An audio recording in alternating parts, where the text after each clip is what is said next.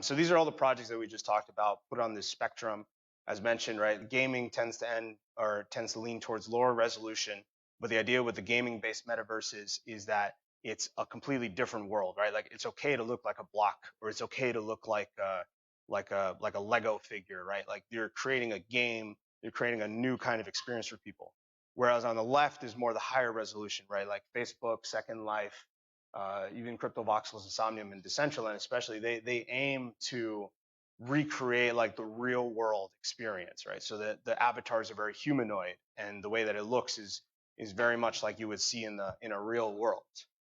And then from the y-axis is the centralized to the decentralized. So the centralized are the projects that are more so taking like really strict control, taking large marketplace fees.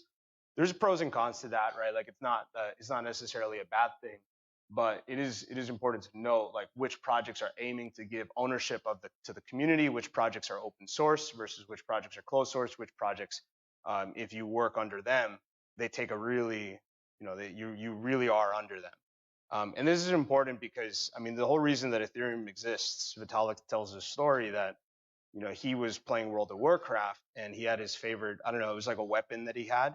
And then one day the Activision came out and they changed the code for the weapons. So they made the power less, they decreased the power and they decreased the rarity. And so based off of that, he said like, I worked so hard to get this weapon and now they change it on me. This sucks. There should be a way to like have a permanent ownership of this thing that nobody can change, nobody can take it away from me. And then he tried to do it on Bitcoin, didn't work. And then he created Ethereum. So I think NFTs have always been like at the core of like what blockchain is about. And I think that, seeing this stuff evolve is getting us closer and closer to that.